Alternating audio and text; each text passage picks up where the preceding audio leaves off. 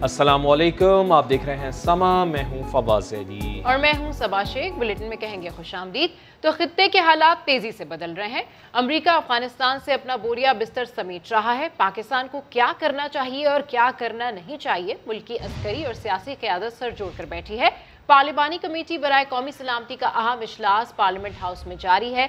इजलास में ब्रीफिंग का मरहला मुकम्मल हो गया। सियासी क़यादत को आलमी मंजरनामे से आगाह किया गया। पाक अमरीका और पाक चीन ताल्लुकात समेत खित्ते की सूरत हाल पर ब्रीफिंग भी दी गई। मज़ीद जान लेते हैं, समग्र नुमाइंदे उस्मान खान हमारे साथ मौजूद हैं। उस्मान, बताइए इजलास की क्या तफसीलात हैं आपके पास? जी बिल्कुल, स्पीकर कौमी असम्बली के ज़ेर इजलास है जो कि कौमी सलामती से मुतालिक पार्लिमानी कमेटी है, और उसमें अपोजिशन और हुकूमत की जानिब से खसूसी तौर पर भी दावत में मदऊ किया गया है आज के इस इजलास में। इसमें अस्करी क़यादत भी शरीक है और पहला सेशन जो है तकरीबन 2.5 घंटे पर मुहित था, जिसमें जो अस्करी हुकाम हैं उनकी जानिब से शुरा को ब्रीफिंग दी गई और सियासी क़यादत को आलमी मंजरनामे से आगाह किया गया। पाक अमरीका पाक चाइना ताल्लुकात और खित्ते की सूरत हाल पर जो है वो बड़ी मुफस्सिल ब्रीफिंग दी गई है। पाकिस्तान का अफगानिस्तान से मुतालिक मौक़िफ़ और अमरीकी फ़ौज के इनखला के बाद की सूरत हाल और मंजरनामा क्या होगा, इस हवाले से भी आगाह किया गया है। और अब चूँकि 2.5 घंटे बाद ब्रेक की गई थी, 10 मिनट का वक्फा हुआ था, और उसके बाद अब दोबारा ये सेशन जो है वो शुरू हो गया है, और जिसमें अब सवाल जवाब जो है वो सियासी क़यादत की जानिब से किए जा रहे हैं। दूसरा सेशन है जिसमें दाखिला और खारजा अमूर जो है उससे मुतालिक पाकिस्तान की पॉलिसी क्या है और हमें आगे क्या करना चाहिए, ये तमाम सवालात और साथ ही साथ इन तमाम मामले से निपटने के लिए सियासी क़यादत की जानिब से जो तजावीज़ हैं, जो सिफारिशात हैं, वो भी इस इजलास में रखी जा रही हैं। और तवक्को की जा रही है कि ये दूसरा सेशन जो है वो भी तवील होगा। ताहम 2.5 घंटे पर मुहित जो ब्रीफिंग का पहला सेशन था वो मुकम्मल हो गया है, जिसमें अस्करी क़यादत की जानिब से मुकम्मल तौर पर जो पाकिस्तान की खारजा और दिफाई हिकमत अमली है और जो पॉलिसी है उस हवाले से आगाह किया गया। और पाकिस्तान अमरीका को अपने अड्डे जो है वो देगा या नहीं देगा, इस हवाले से भी जो पॉलिसी है उस हवाले से भी सियासी क़यादत को इस बात में लिया गया है। ठीक है उस्मान खान, आपसे इस हवाले से हम मजीद अपडेट्स लेते रहेंगे। फिलहाल आपका शुक्रिया। चीन के स्टेक को दाव पर लगाकर अमरीका से ताल्लुकात मुमकिन नहीं, वज़ीर दाखिला ने साफ साफ बता दिया है। इस्लामाबाद में मीडिया से गुफ्तगू में कहा है अफगानिस्तान के खिलाफ अपनी हुदूद इस्तेमाल नहीं करने देंगे। पाकिस्तान के खिलाफ भी कोई मुल्क अपनी सरजमीन इस्तेमाल ना करे। शेख रशीद ने जम्मू ड्रोन हमलों में पाकिस्तान के मुलव्विस होने की तरदीद कर दी। चीन के खिलाफ चीन के मसले को स्टेक पे रख कर नहीं चाहते।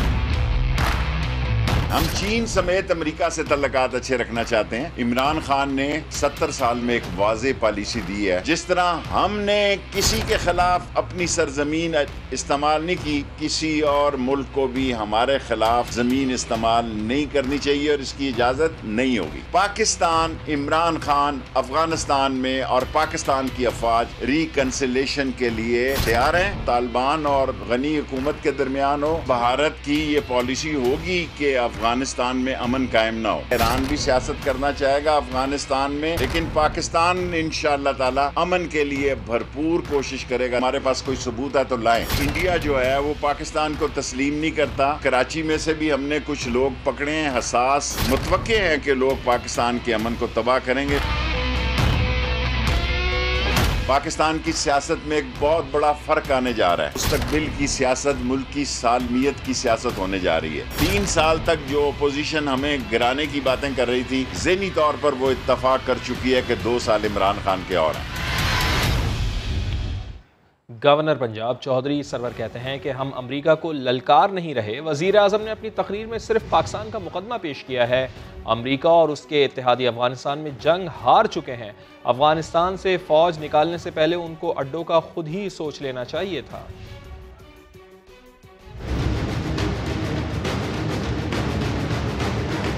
अफ़गानिस्तान जो सिचुएशन है इज़ वेरी कॉम्प्लेक्स। एग्रीमेंट उन्होंने किया है कि हम अपनी फ़ौज भी निकाल लेंगे, अपनी आर्मी निकाल लेंगे, अपने बेसेस ख़त्म कर देंगे। उन्होंने फैसला किया, हमने तो नहीं करवाया। 2 ट्रिलियन लगा के भी वहाँ पे कब्ज़ा नहीं कर सके, तो पाकिस्तान को इस जंग में ना झोंके। उस वक्त सोचना था कि अगर बेस नहीं होगा तो हम उनको कैसे देखेंगे, स्पाई कहाँ करेंगे, वहाँ की हुकूमत उसको किस तरह रखेंगे। हम तो मजलूम है भाई, मजलूम ने क्या ललकारना होता है, मजलूम तो अपना केस बयान करता है और प्राइम मिनिस्टर ने भी अपना केस बयान किया। अफगानिस्तान की हुकूमत को और तालिबान को कूल होकर सोचना है कि उस खुत्ते की बेहतरी के लिए, उनकी अपनी नेक्स्ट जनरेशन की बेहतरी के लिए उन्होंने चीज़ों को कैसे ले के बढ़ना है। पाकिस्तान की पॉलिसी जो है बड़ी क्लियर है कि हम बिल्कुल नहीं वहाँ कोशिश करेंगे कि जी प्रो पाकिस्तान हुकूमत आनी चाहिए, अमेरिका को चाहिए वो कोशिश ना करे कि प्रो अमेरिका आनी चाहिए, इंडिया ना करे। Let them the decide for the future of their own country. खुराक की कमी का मामला आने वाले दिनों में नेशनल सिक्योरिटी का मसला बन सकता है। वज़ीर आज़म इमरान खान कहते हैं जो कौम अपने लोगों को ग़िज़ा न दे सके वो कभी आगे नहीं बढ़ सकती। आने वाले दिनों के लिए खुराक के मामले पर हिकमत अमली बनाना होगी ताकि अजनास दरामद ना करनी पड़े। अगर हम इसी तरह चलते रहे आगे, ये यकीन डाल लें कि हमें सिर्फ फूड सिक्योरिटी इतना बड़ा मसला बन जाएगा कि ये हमारी नेशनल इनसिक्योरिटी बन जाएगी। कोई भी कौम अपने लोगों को सही माने में ग़िज़ा नहीं दे सकती, वो कभी भी आगे नहीं बढ़ सकती। उसको सजा मिलनी चाहिए जो कि अपने लोगों को खाना नहीं दे सकती।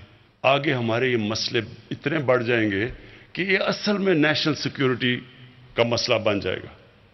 तो इसलिए आज से हम अब फैसला कर रहे हैं कि हमने वो कदम उठाने हैं जो आगे खाने की इनसिक्योरिटी हो, हमारे पास खाना ना हो, हम एक्सपोर्टर बन जाएं। एक तरफ प्राइम मिनिस्टर फूड सिक्योरिटी को कौमी सलामती से तशबीह दे रहे हैं तो दूसरी जानिब सिंध में हाल ये है कि चारे के नाम पर महकमा लाइव स्टॉक के अफसरान ने खजाने को 2 करोड़ का टीका लगा दिया। ऑडिटर भी हैरान हैं कि आखिर 96 जानवर इतना चारा कैसे खा गए। नुमाइंदा खुसूसी मंसूर मुगैरी की रिपोर्ट। चारे के नाम पर गड़बड़ घोटाला। सिंध हुकूमत के महकमा लाइव स्टॉक ने टंडू जाम में मौजूद सिर्फ 96 जानवरों के 1 साल के खाने का बिल नाकाबिले यकीन हद तक 2 करोड़ रुपए बना दिया। 75 बकरियां, भेड़ें और चंद गायें भैंसें चारा खाती थीं या दूध, मक्खन और सेब का मुरब्बा। 2 करोड़ का चारा कैसे खिला दिया? ऑडिटर भी हैरान हैं। महकमा लाइव स्टॉक के आदाद शुमार को दुरुस्त मान लिया जाए तो एक जानवर ने लगभग 1 साल में 2 लाख से ज्यादा का चारा खाया, जो एक जानवर की असल कीमत से भी कहीं ज्यादा है। मंसूर मुगैरी, समा, कराची। कोरोना के बावजूद मुल्की बरामदात में 18% इजाफा हुआ। माली साल 2021 में 25 अरब डॉलर से जायद की रिकॉर्ड बरामदात हुई। मुशीर तिजारत अब्दुल रज़ाक दाऊद कहते हैं अगले 2 साल में एक्सपोर्ट में मजीद इजाफा होगा। इस्लामाबाद से रिपोर्ट कर रहे हैं वहाब कामरान। मुल्की मईशत इस्तेहकाम की राह पर गामजन। बरामदी शोबे को दी जाने वाली मराहत के समरात नजर आने लगे। माली साल 2020-21 में बरामदात में 18% इजाफा, हजम रिकॉर्ड 25.3 अरब डॉलर रहा। मुशीर तिजारत अब्दुल रज़ाक दाऊद ने इस्लामाबाद में प्रेस कॉन्फ्रेंस के दौरान बताया कि सर्विसेज के शोबे की बरामदात 6 अरब डॉलर तक पहुँच गयी। जून में 2 अरब 70 करोड़ डॉलर की बरामदात हुई, जो एक माह में सबसे ज्यादा एक्सपोर्ट्स हैं। किस शोबे में ज्यादा ग्रोथ हुई ये भी बता दिया। टेक्सटाइल्स में इजाफा हुआ है, इट्स 18.85%। फार्मास्यूटिकल्स में 27%। कॉपर एंड कॉपर आर्टिकल्स वो 44%। अब्दुल रज़ाक दाऊद ने बताया कि 3 साल में 6000 टैरिफ लाइन्स तब्दील की गई। खाम माल और मशीनरी की 42% दरामदात पर duty free. Pharmaceutical, footwear, tourism, food processing और फाइबर ऑप्टिक्स के टैरिफ में कमी की गई। कोरोना ने पूरी दुनिया को मुतासिर किया। पाकिस्तानी बरामदात बढ़ना नेक शगुन है। दुनिया में मंदी हो गई है, द वर्ल्ड हैज श्रंक। हमारे जो सब कॉन्टिनेंट की जो कंट्रीज है ना, बांग्लादेश में इजाफा हुआ है, इंडिया has gone down तकरीबन 5%। मुशीर तिजारत अगले 2 साल में बरामदात में मजीद इजाफे के लिए पुरुमीद। कहा strategic trade policy framework ECC को भिजवा दिया गया है। और आपको बताएं FBR ने रवा माली साल में 4727 अरब रुपए टैक्स जमा कर लिया। गुज़श्ता साल की निस्बत टैक्स आमदन में 18% इजाफा हुआ। 4700 अरब का नजरसानी शुदा हदफ हासिल कर लिया गया। FBR हुकाम के मुताबिक माली साल 2020-21 में गुज़श्ता साल के मुकाबले में 729 अरब रुपए ज्यादा टैक्स रेवेन्यू जमा हुआ। गुज़श्ता माली साल 3998 अरब रुपए टैक्स जमा किया गया। रवा माली साल का असल टैक्स हदफ 4963 अरब रुपए था। हतमी अदाद शुमार सामने आने पर टैक्स रेवेन्यू में मजीद बेहतरी मुतवक्के है।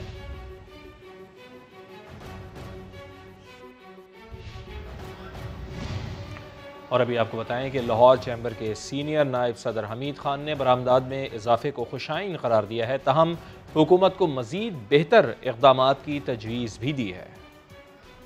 ये एक जो बड़ा एक अचीवमेंट है गवर्नमेंट की, और लेकिन क्योंकि 0.3 जरदारी साहब के दौर में गालिबन 25 बिलियन हुई थी, अब 25.3 बिलियन हुई है। 0.3 को ठीक है, ग्रो तो है, वो भी कोविड के दौरान, लेकिन मैं आगे बड़ा फोर्सी जो कर रहा हूँ, जिस तरह एनर्जी क्राइसिस आ गया है, गैस नहीं मिल रही, इलेक्ट्रिसिटी नहीं मिल रही, शॉर्टफॉल्स हैं, तो फिर आगे क्या करेंगे? फिर नेक्स्ट ईयर में फिर हम कहेंगे कि हम नीचे आ गए हैं, तो ये इसको तो देखना चाहिए। अल्लाह ताला की फजलो करम से हम आगे की तरफ जा रहे हैं पाकिस्तान को लेके। इसको बढ़ाने के लिए हमें एक तो अपनी इनपुट कॉस्ट को नीचे लाना पड़ेगा, गवर्नमेंट को जो रॉ मटेरियल्स हैं उनकी एक्सेस ईजी होनी पड़ेगी। सेकंड, आप देखें कि रॉ मटेरियल मंगवाने के लिए ये कंटेनर में जी इनवाइस होनी चाहिए। अब इंपोर्टर जो है, जो उसको मतलब उसका तो नहीं एक्सेस ना, कंटेनर तो एक्सपोर्टर ने करना है। तो काफ़ी चीज़ें हैं, हम इनपुट कॉस्ट, बिजली का आप देखें, गैस का बहरान देखें, हमें अगर एक्सपोर्ट बढ़ानी है तो इनपुट कॉस्ट नीचे लाएंगे तो एक्सपोर्ट हमारा टारगेट मिनिमम जो है वो 35 बिलियन तक जाना चाहिए। आगे बढ़कर आपको बताएं कि खैबर पख्तूनख्वा में बड़ी तब्दीली। माली साल के पहले दिन ही तमाम मंजूर शुदा मनसूबों के लिए 100% फंड्स जारी कर दिए गए।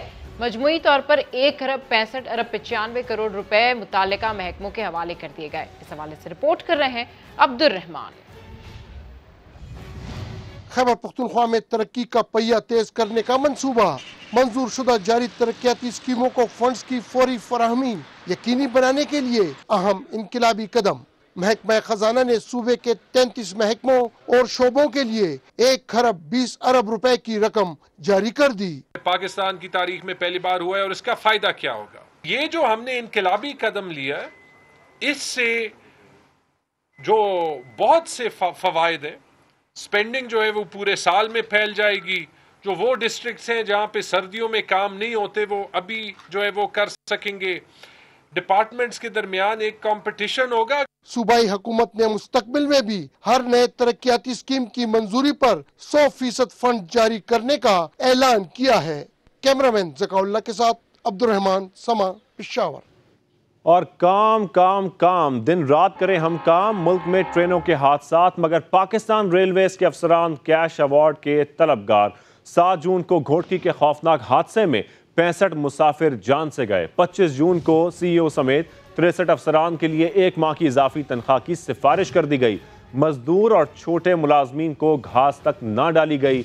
नईम अशरफ भट्ट की रिपोर्ट में देखिए। ट्रेनें हादसात का शिकार, मगर रेलवे अफसर हैं कैश के तलबगार। अफसरान ने इजाफी तनख्वाहों की डिमांड कर दी। समा को मसूल दस्तावेज के मुताबिक chief executive officer Nisar Memon की इजाजत से डिप्टी जनरल मैनेजर की जानिब से सेक्रेटरी रेलवे बोर्ड को 63 अफसरान को 1 माह की इजाफी तनख्वाह की सिफारिश की गई। जिस CEO ने सिफारिश करने की मंजूरी दी, उनका नाम लिस्ट में सबसे पहले है। IG railway police, 3 additional general managers और DIG भी शामिल हैं। इजाफी तनख्वाह की वजह जरूरत से ज्यादा काम करना और छुट्टी के रोज भी दफ्तर आना करार दिया गया है। हैरान कुन तौर पर रेलवे मजदूर और छोटे मुलाजमीन में से किसी को इस कैश अवार्ड के काबिल नहीं समझा गया। इतवार के रोज काम करने का आगाज ख्वाजा साद रफीक के दौरे वजारत में शुरू हुआ और इन 5 सालों में किसी को कैश अवार्ड न दिया गया। दूसरी जानिब इस हादसे से चंद रोज कबल ही घोटकी में ट्रेनों के तसादम में 65 मुसाफिर जान बहक और 150 से जायद जख्मी हो गए थे। इस वक्त रेलवे का खसारा 55 अरब रुपए से जायद का हो गया है और पेंशन भी मुश्किल से दी जा रही है। नेमिश रबाट, समा, लाहौर। खुर्शीद शाह का NICVD अस्पताल में ज़ेर इलाज रहने का मामला। सिंध हाई कोर्ट सक्कर बेंच ने तहरीरी फैसले की कॉपी जारी कर दी है। 8 जुलाई को अफसरान ज़ाती हैसियत में पेश ना हुए तो तौहीन अदालत की कार्रवाई शुरू की जाएगी। अदालत नैब समेत अस्पताल इंतज़ामिया और सिंध हुकूमत की रिपोर्ट से मुतमईन नहीं है। अदालत ने पूछा है कि एक शख्स दूसरे सूबे में जा सकता है तो वो बीमार कैसे है। जेल हुकाम और NICVD की जमा कराई गई रिपोर्ट भी तसल्ली बख्श नहीं। जेल हुकाम से पूछा गया है कि किस कानून के तहत तीसरे फ्लोर को सब जेल करार दिया गया। नैब को भी बताना होगा कि दूसरे कौन से ऐसे कैदी हैं जिनको ऐसी सहूलियात दी जा रही हैं। हुक्मनामे के मुताबिक तमाम मुतालिका इदारों को आखिरी मोहलत दी जा रही है कि वो आइंदा समात पर तफसीली वजाहत पेश करें, वरना तौहीन अदालत की कार्रवाई की जा सकती है। सूबाई वजीर सईद खनी की न्यूज़ कॉन्फ्रेंस के दौरान सवाल किया गया कि खुर्शीद शाह को ऐसा कौन सा मर्ज है जो ठीक नहीं हो रहा, जिस पर सईद खनी का कहना था कि खुर्शीद शाह उनकी दरख्वास्त पर अस्पताल में दाखिल नहीं है, अदालत को डॉक्टर्स ही बताएंगे कि वो अस्पताल में क्यों ज़ेरे इलाज है। कौन सी बीमारी थी जिसका खुर्शीद शाह साहब को इलाज नहीं हो सका उस मुस्तकिल NIC फ्री में? पहली बात तो यह कि जी खुर्शीद शाह साहब अगर हॉस्पिटल में हैं तो इसका जवाब वहाँ के जो डॉक्टर्स हैं वो जमा करा देंगे। वो मेरी दरख्वास्त पर तो हॉस्पिटल में नहीं गए, उनको एक इशू हुआ, प्रॉब्लम हुआ, डॉक्टर्स ने चेक किया और डॉक्टर्स के बोर्ड ने रिकमेंड किया कि वो हॉस्पिटल में हों। अब हॉस्पिटल में कितने दिन रहना है, अगर ये कोई कानून कहीं है कि कोई आदमी 10 दिन से ज़्यादा नहीं रह सकता, 15 दिन से ज़्यादा नहीं रह सकता, तो फिर मुझे बता दें। लेकिन अदालत ने अगर एक बात कही है तो उसका जवाब जो डॉक्टर्स उनके हैं वो उसमें सबमिट करा देंगे। और पीपल्स पार्टी रहनुमा खुर्शीद शाह कहते हैं मौजूदा चेयरमैन नैब के तकर्रुर का जिम्मेदार हूँ, किसी और को इल्ज़ाम देना मुनासिब नहीं। इस्लामाबाद में मीडिया से गुफ्तगू में कहा कि हुकूमत ने कल भी कोशिश की कि पार्लियामेंट में इमरान खान की तकरीर के दौरान शोर शराबा जारी रहे, मगर अपोजिशन ने समझदारी का मुजाहरा किया और वज़ीर आज़म को बात करने का मौका दिया। माइनस इमरान खान के सवाल पर साफ कह दिया कि अब फैसला अवाम को करने दें। मैं खुद ही इस लोग को बता रहा हूँ, इसके सिलेक्शन में मेरा हाथ था, मेरी राय थी, शावत हुई थी। ये हाथ का कटा हुआ है, किसी पे इल्ज़ाम लगाना अच्छी बात है। पार्लियामेंट में कल भी हुकूमत ने कोशिश की कि इमरान खान की स्पीच पे ज़रा शोर शराबा ज़्यादा हो और फिर हम उसी रास्ते पे चल पाए। अपोजिशन ने बड़ी समझदारी से काम लिया और प्राइम मिनिस्टर को मौका दिया। अब आगे देखते हैं कि हुकूमत का रवैया फिर क्या है। शहबाज शरीफ का ना आना तो समझ में आता है कि उनके घर में बोदगी हो गई और उनके 14 मेंबर का ना आना बात समझ में नहीं आती। माइनस तो बड़ा चलता रहता है। 3 साल का जो दौर इसका गुजरा है, अब पब्लिक को फैसला कर देंगे। जो आज के हालात हैं पाकिस्तान के, ये सिर्फ इसी है कि पब्लिक के फैसले का एहतराम नहीं किया जाएगा। आज बड़े ही खतरनाक हालात से पाकिस्तान गुजर रहा है। दुआ करो कि ये मुल्क, ये रियासत कायम रहे। नून लीग ने बजट मंजूरी इजलास में अराकीन की गैर हाजिरी का नोटिस लेकर बास पुरस का फैसला कर लिया है। मुतमईन ना करने पर शोकॉज नोटिस भी जारी हो सकता है। गैर हाजिर 12 में से 6 अराकीन पहले ही पार्टी को दरख्वास्त दे चुके थे कि वो इजलास में शिरकत नहीं कर पाएंगे, जबकि 6 MNAs असम्बली में होने के बावजूद ऐवान में नहीं आए। दूसरी जानिब वज़ीर दाखिला शेख रशीद अहमद का कहना है कि शहबाज शरीफ और मरियम नवाज बहुत दूर हो चुके हैं, एक शुमाल में है तो दूसरा जुनूब में। नून लीग ने बजट मंजूरी इजलास में अराकीन की गैर हाजिरी का नोटिस लेकर अब्बास पुरस का फैसला कर लिया है। कराची के ओल्ड सिटी एरिया में नाले पर कायम जुबली क्लॉथ मार्केट की जमीन धंस गई। हादसे में कोई जानी नुकसान नहीं हुआ, ताहम धंस जाने वाली दुकानों से ताजिर सामान निकाल रहे हैं। इस हवाले से मजीद जानते हैं समा के नुमाइंदे यासिर हुसैन से। जी यासिर, अपडेट कीजिए, किन परेशानियों का सामना करना पड़ रहा है ताजरों को?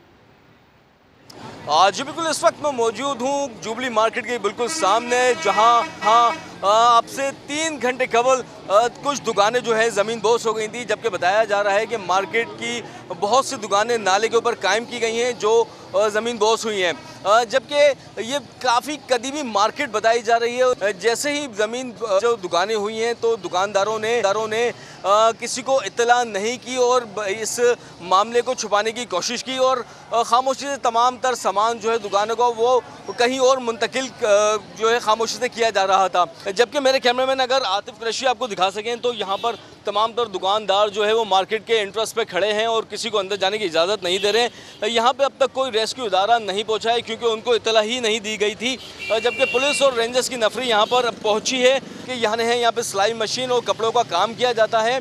और यहाँ पर जो दुकानें नाले के ऊपर कायम की गई थी उसमें से 12 दुकानें जो ज़मीन बोस हुई हैं उसमें कोई जानी नुकसान नहीं हुआ है, सिर्फ माली नुकसान की इत्तलात हैं। जी बहुत शुक्रिया आपका यासिर, आप हमें आगाह कर रहे थे। साबिक़ वज़ीर आला सिंध डॉक्टर अरबाब ग़ुलाम रहीम पाकिस्तान तहरीक इंसाफ में शामिल हो गए हैं। अरबाब ग़ुलाम रहीम ने वज़ीर आज़म इमरान खान से मुलाकात भी की है। मज़ीद जान लेते हैं, नुमाइंदा ख़ुसूसी अब्बास शब्बीर हमारे साथ मौजूद हैं। अब्बास साहब, PP से मुकाबले का बड़ा तजर्बा है अरबाब ग़ुलाम रहीम को, इस फैसले से सिंध में पाकिस्तान तहरीक इंसाफ की पोजीशन मजबूत होगी खासी? देखिए, आज प्राइम मिनिस्टर ऑफ पाकिस्तान ने उनको मकामी क़यादत के साथ कोऑर्डिनेशन और दीगर अहम ड्यूटीज भी सौंपी हैं। साबिक वज़ीर आला सिंध अरबाब गुलाम रहीम ने तहरीक इंसाफ में बाकायदा शमूलियत का ऐलान किया है। वज़ीर आज़म इमरान खान से मुलाकात की है। इस मुलाकात में शाह महमूद कुरैशी और रुकन कौमी असम्बली रमेश कुमार भी शामिल थे। मुल्की सियासी सूरत हाल पर गुफ्तगू हुई है। इसके अलावा अरबाब गुलाम रहीम ने वज़ीर आज़म को कामयाब माशी पॉलिसियों और अवाम दोस्त बजट पर खिराज तहसीन पेश किया है। वज़ीर आज़म की तरफ से गुलाम रहीम को मकामी क़यादत के साथ कोऑर्डिनेशन और जो तंजीमी चीज़ें हैं उसको बेहतर करने के लिए टास्क दिया गया है। आज से बाकायदा अरबाब गुलाम रहीम ने पाकिस्तान तहरीक इंसाफ में शमूलियत का ऐलान किया है। जी बहुत शुक्रिया आपका अब्बास शबीर, आप हमें आगाह कर रहे थे। साबिक़ वज़ीर आला सिंध डॉक्टर अरबाब गुलाम रहीम की वज़ीर आज़म से मुलाकात हुई है। GDA रहनुमा अरबाब गुलाम रहीम PTI में बाकायदा शामिल हो गए हैं। वज़ीर आज़म इमरान खान का चीनी TV को दबंग इंटरव्यू, साफ साफ कह दिया पाकिस्तान चीन के साथ अपने ताल्लुकात को कभी कम नहीं करेगा। जितना भी दबाव आए हमारे ताल्लुकात तब्दील नहीं होंगे।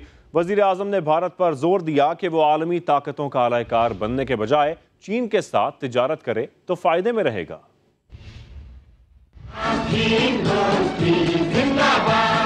It is very unfair for the US or other powers, Western powers, for countries like us to take sides. Why do we have to take sides? We should have good relationship with everyone. चीन ने हर मुश्किल वक्त में साथ दिया। पाकिस्तान किसी दबाव पर चीन से ताल्लुकात तब्दील नहीं करेगा। वजीर आज़म इमरान खान ने चीनी TV को इंटरव्यू में दो टोक बता दिया। If there's pressure put on Pakistan to change its relationship or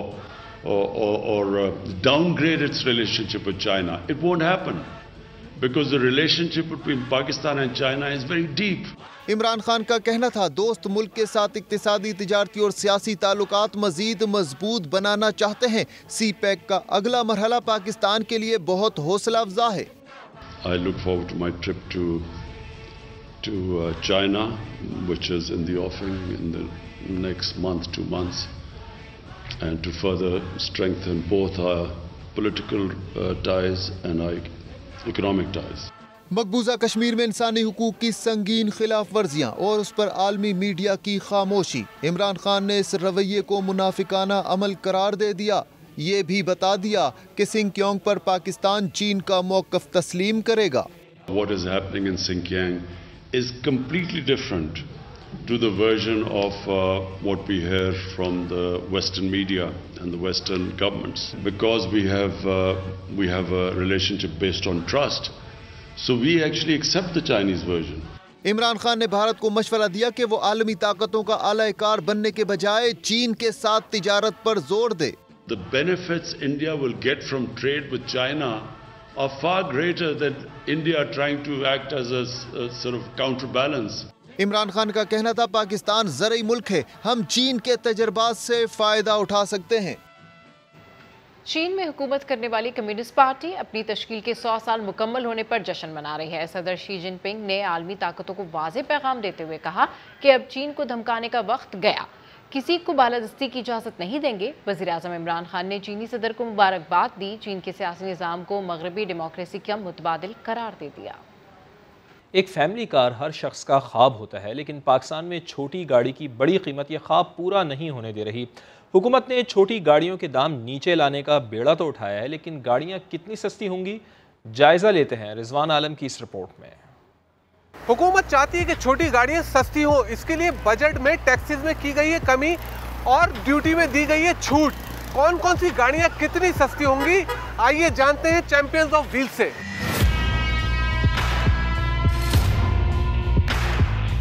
छोटी कारों को कम आमदनी वाले अफराद की कुव्वत खरीद में लाने के लिए वफाकी हुकूमत ने मुकामी कार असम्बलर्स को 1 जुलाई से टैक्सों में छूट दी है, लेकिन इस शोबे के माहिरीन कहते हैं कि इसका असर बहुत थोड़ा और मखसूस मॉडल तक ही महदूद रहेगा। बहुत ज़रूरी है फोकस करने का एक आम आदमी के लिए, तो बिलो 1 मिलियन होनी चाहिए ऑनेस्टली, इसमें कोई दूसरी राय नहीं है। गवर्नमेंट कम से कम 660 सीसी की पॉलिसी यूज़ कर दे तो हम आवाम को यहाँ सस्ती गाड़ी भी मिलेगी। हुकूमत ने तो टैक्स और ड्यूटी में कमी की है, ताहम अभी तक कार असम्बलर डॉलर सस्ता होने का फायदा भी आवाम को देने के लिए तैयार नहीं है।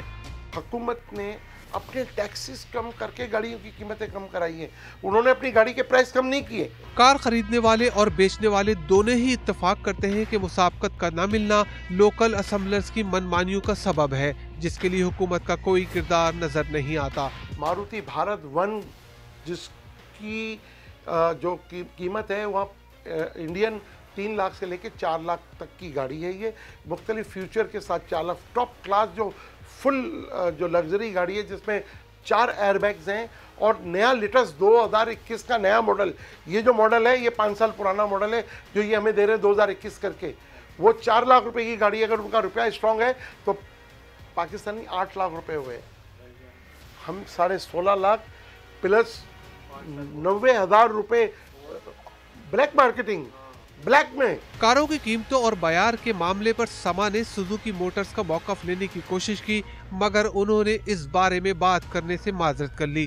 कैमरामैन मोहम्मद कामरान और कासिम रईस के साथ सैयद रिजवान आलम, समा, कराची। गाड़ी खरीदे ना खरीदे मगर लाहौर का मुनफरिद शौरमा खाना ना भूलें। अरब मुल्क शाम से आए शहरी के हाथ में क्या जादू है, देखते हैं नज़फ़र की इस रिपोर्ट में।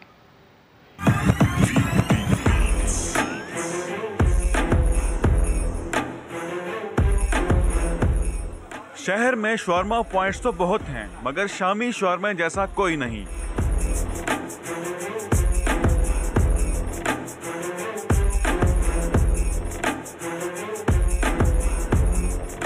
चिकन और बीफ दोनों ऑप्शंस दस्तयाब हैं। मुनफरिद तरकीब से बनाई गई चटनियां शामी शौरमे का मजा दोबारा कर देती हैं।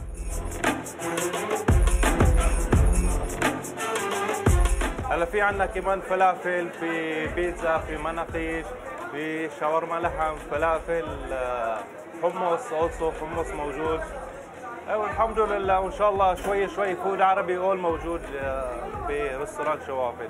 खुश खुराक लाहौरी इस नए जायके से खूब लुत्फानंदोज हो रहे हैं, जिससे अहमद की भी हौसला अफजाई हुई है। टेस्ट वगैरह काफ़ी अच्छा है, ये मैंने फर्स्ट टाइम अटेम्प्ट किया है और पहले ये बाहर के मुल्कों में मिलता था। काफ़ी अच्छा इसका टेस्ट है, रादर देन सऊदी अरेबिया। शाम से पाकिस्तान मुंतकिल होने के बावजूद अहमद ने लिबास में अपनी शनाख्त को बरकरार रखा हुआ है। उनका कहना है कि पाकिस्तानियों की मेहमान नवाजी और कशादा दिली इन्हें बहुत अच्छी लगी। कैमरामैन साद नवीद के साथ अंस जफर, समा, लाहौर।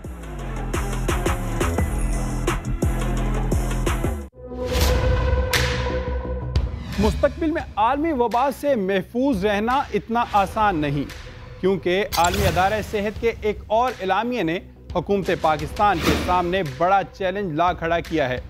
जी हाँ, आपको कोरोना वायरस से बचने के लिए वैक्सीन की सिर्फ 2 खुराकें ही नहीं, बल्कि हर वैक्सीन की मियाद के मुताबिक हर साल बूस्टर लगाए जाएंगे। मई 2021 में शाया होने वाले आलमी अदारा सेहत की एक रिपोर्ट के मुताबिक फाइजर और मॉडर्ना का बूस्टर 1 साल बाद और साइनोफार्म और एस्ट्राजेनेका का बूस्टर 6 माह बाद लगेगा।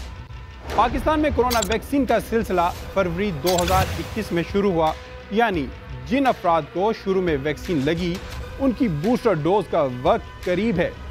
क्या पाकिस्तान में मुख्तलिफ इक़साम की कोरोना वैक्सीन की तीसरी खुराक या बूस्टर वक्त पर लग पाएगा? ये भी एक सवालिया निशान है, क्योंकि अब तक पाकिस्तान में वैक्सीन की दूसरी डोज वक्त पर लगना भी चैलेंज बना हुआ है। वैक्सीन बनाने वाले मुख्तलिफ ममालिक की पैदावार और तरसील की तरजीहात मुख्तलिफ हैं। जैसे चीन और रूस का मरकज़ एशियाई ममालिक हैं, जबकि अमेरिका, यूरोप और अफ्रीका में वैक्सीन बेचने की कोशिश कर रहा है।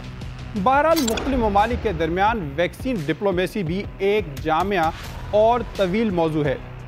चीन मुत्तहिदा अरब अमारात की हुकूमत के इश्तराक से रियासत रासुल खैमा में वैक्सीन प्लांट लगाएगा, जहां साइनोफार्म वैक्सीन की बूस्टर या तीसरी खुराक तैयार की जाएगी और यहां हर माह 2 मिलियन से ज़्यादा साइनोफार्म वैक्सीन बनेगी, जो पाकिस्तान समेत अरब ममालिक को फ़रोख्त की जाएगी। इस सूरत हाल में हुकूमत को वैक्सीन की ख़रीदारी पर वसाइल सर्फ करना होंगे, क्योंकि हर बार वैक्सीन मुफ्त में नहीं मिलेगी। विरासती सर्टिफिकेट का नया कानून अदालत में चैलेंज। सिंध बार कौंसिल ने सेक्शन सर्टिफिकेट से मुतालिक विफाकी सूबाई कानून साजी सिंध हाई कोर्ट में चैलेंज कर दी।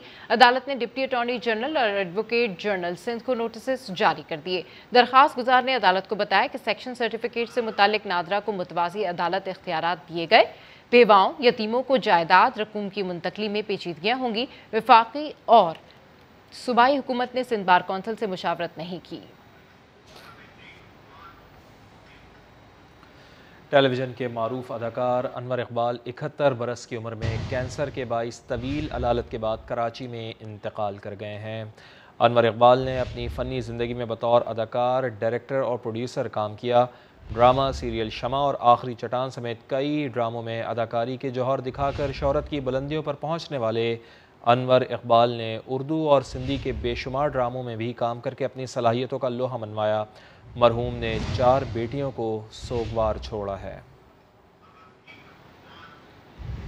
दीगर खबरें शामिल करते हुए आपको बताएं कि क्लासिकी मौसीकी में तबले को मुनफरिद हैसियत हासिल है।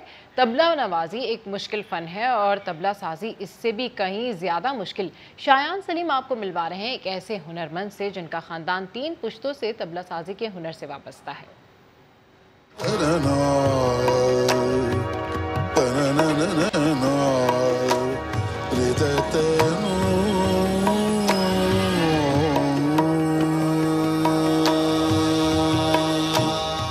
जनून भी है, शौक भी है और रोजी भी है।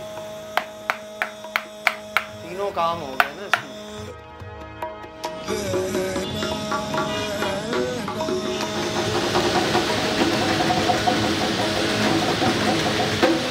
तो सर 20 साल हो गए गार्डन में। इससे पहले 60 साल हम भीमपुरा में लगाए और नस्ल दर नस्ल हमारा ये काम चल रहा है। ये तीसरी पीढ़ी हूँ मैं जो ये काम कर रहा हूँ।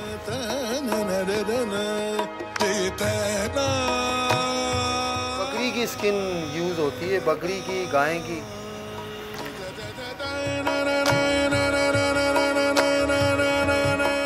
ये सर 3 दिन में तैयार होता है। सबसे पहले इसकी 3 खालें लेते हैं। 3 खालों की कटिंग करके ये ऊपर वाली है, बीच वाली और नीचे वाली। 3 खालों के बाद ये सिलाई होता है। सिलाई होके धूप में सूखता है 2 दिन। सूखने के बाद जो है इसको फिर रस्सी डालते हैं इसके अंदर सुराख करके। छेद हुए हैं ना इसमें 16 घर बना के इसको खींचते हैं।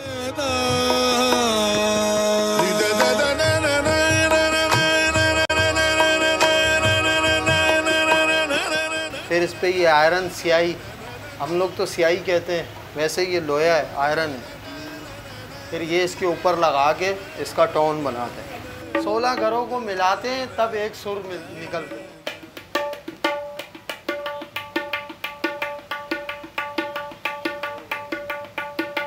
पहलवान आदमी का काम है, जान का काम है ये। बगैर जान के ये नहीं होते। पाँव में हड्डी में कोई राड़ वगैरह हो उससे ये काम नहीं होगा। ये बिल्कुल सख्त काम है यार, किसी से नहीं होता। आप देख रहे हैं ये बिल्कुल रगड़ना 3 घंटे 4 घंटे, फिर इसकी केयर करना, इसको संभालना हर चीज़ से, कहीं फट नहीं जाए। ये सारी मादियाँ पड़ी हैं। ये नर है बड़ा। ट्यून होता है, टन टन आवाज़ इसमें, बेस होता है, धमक होती है। समझ रहे हैं? तो ये नर है, ये मादी है, ये दोनों प्रॉपर जोड़ी है।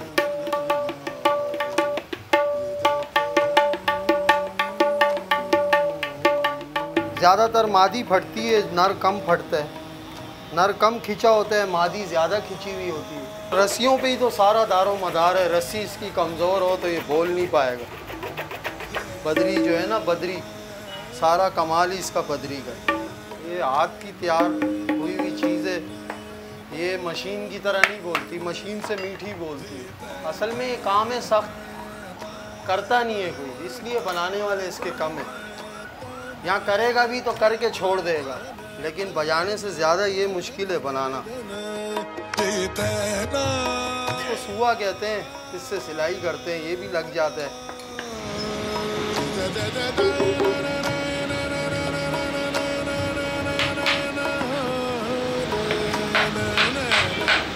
काफ़ी चोटें भी लगी, काफ़ी तबीयत भी ख़राब रही, रात को जिस्म भी दुखता था। फरीद अयाज वाले, आबदा परवीन, गुलाब खान, अभी उनका इंतकाल हो गया। और भी काफ़ी हैदराबाद से आते हैं काफ़ी लोग, मतलब पूरे पाकिस्तान से आते हैं मेरे पास। तबला बजाना फ़न तो तबला बनाना महारत का काम है। आफ्ताब कहते हैं जदीद मौसीकी के आलात आ जाने से रिवायती साजों को वो अहमियत नहीं मिल रही जो पहले मिला करती थी, मगर तबले का कोई मुतबादिल नहीं। हाँ, इनका काम कम ज़रूर हुआ है। कैमरामैन सनाउल्लाह के साथ शायान सलीम, समा, कराची। टिकटॉक का गैर मुनासिब मवाद के खिलाफ बड़ा इक़दाम, पॉलिसीज़ की खिलाफ वर्जी पर पाकिस्तान में 65 लाख वीडियोज़ हटा दी। इस्लामाबाद से देखिए ज़हीर अली खान की रिपोर्ट। पर कोई भी वीडियो शेयर करने से पहले हुकूमती पॉलिसियों और मुआशरती इक़दार का ख्याल रखें, क्योंकि वीडियो शेयरिंग प्लेटफॉर्म ने गैर मुनासिब मवाद के खिलाफ कार्रवाई तेज कर दी। टिकटॉक ने 3 माह के दौरान पाकिस्तान में 65 लाख वीडियोस हटा दी। दुनिया भर में 6 करोड़ 10 लाख से जायद वीडियो डिलीट कर दी। टिकटॉक की पहली समाही रिपोर्ट के मुताबिक नामुनासिब मवाद हटाए जाने वाले 5 ममालिक में पाकिस्तान का दूसरा नंबर रहा। 85 लाख वीडियोस के साथ अमेरिका सर-ए-फहरिस्त, दीगर ममालिक में ब्राजील, रूस और इंडोनेशिया शामिल हैं। 91.3% वीडियोस को रिपोर्ट होने पर, जबकि 81.8% वीडियोस को देखने से पहले ही हटा दिया गया। पीसीबी ने आईसीसी इवेंट्स की मेज़बानी के लिए कोशिश शुरू कर दी। आइंदा सालों में 6 आलमी इवेंट्स की मेज़बानी के लिए इजहार दिलचस्पी की दरखास्त जमा करा दी। पीसीबी गवर्निंग बॉडी इजलास में अहम फैसले हुए। पाकिस्तान क्रिकेट सन 2024 से 2031 के दरमियान 6 इवेंट्स की मेज़बानी की ख्वाहिशमंद है। पीसीबी ने 2025 और 2029 की चैंपियंस ट्रॉफी, 2026 और 2028 के T20 वर्ल्ड कप की मेज़बानी की पेशकश की है। पाकिस्तान वनडे क्रिकेट और वर्ल्ड कप 2027 और 2031 की मुश्तरका मेज़बानी भी करना चाहता है। पाकिस्तान और इंग्लैंड के दरमियान दूसरे वनडे में 100% शायकीन क्रिकेट को मैच देखने की इजाज़त होगी। लॉर्ड्स के ग्राउंड में समाजी फासले की शर्त भी खत्म कर दी गई। बुलेटिन से फिलहाल इतना ही। एक ब्रेक के बाद हाजिर होंगे हेडलाइंस के साथ। देखते रहिए समा।